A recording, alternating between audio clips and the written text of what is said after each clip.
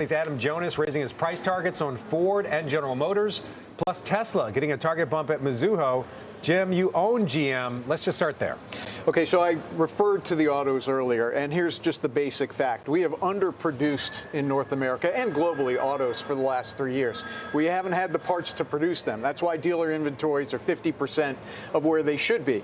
And the undershoot has been by about 6, maybe 7 million cars here in North America, which means that people are driving cars longer on the road. They're wearing out. People need to replace these cars. So the demand is going to be there. Now, the stocks have started to reflect that. I mean, you can take a look at GM over the last month. It's up quite a bit.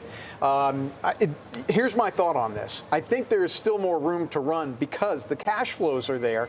Last quarter, GM bought back 5% of its shares outstanding. Let me rephrase that. It bought back shares outstanding such that compared to a year ago, 5% decline in shares outstanding. So when they report in the upcoming quarter, I'm expecting a beat and raise, but I'm also first and foremost looking at the shares outstanding to see how much more concentrated my ownership of a growing business got. And I'm really looking forward to that earnings report. So I want to go back to the rate story. Concerned about a rising cost of capital, possibly 2 more rate hikes. How does that impact demand, not only for internal combustion, but also for electric vehicles that are more expensive? I'm going to do the ensign salute in the Navy of like, why are we still selling cars with these interest rates? Although I partially answered it by the fact that people need to drive to work. They need cars, and the average age of 12 and a half years, you can't drive the cars that long. So this is where the Fed should be having an effect, and it isn't because the demand is just so strong. So, Bryn, you also own Tesla, just speaking of EVs.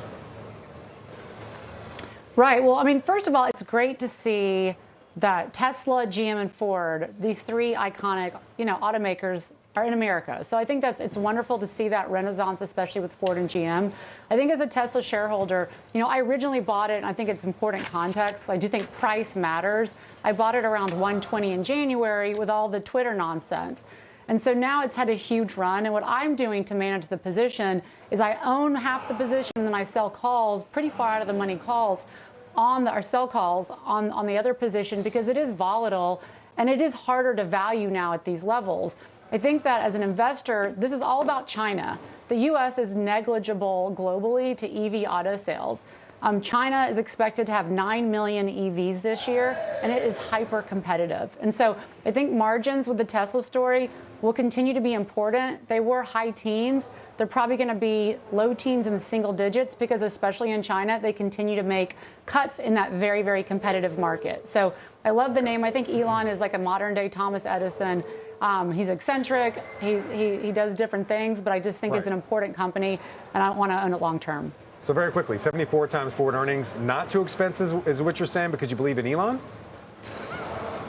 Well, no, I mean, it is expensive. That's why I have half the position I sell calls on, which continue to get called away, by the way. And so I own half the position I bought much lower, and then the other half, I'm selling calls against that because it is harder to value. And so to me, just owning it and just being long-term is very difficult for me. I need to have an exit for part of the position. And so I don't think when you look at a Tesla or any company, you can say, is 74 cheap or expensive? Is it cheap or expensive relative to Ford? They're just in a whole nother ecosystem. And, Elon has said this many times, that they need to get to autonomous driving to really match the valuations. And as a Tesla shareholder and owner of a car, that's really far away. I think that last 10% is going to take a few years. And to me, that is the biggest risk in the name, is autonomous driving continues to get pushed out another decade. And then you'd have to revalue the name based on that modeling. All right, certainly something to watch. Tesla shares up.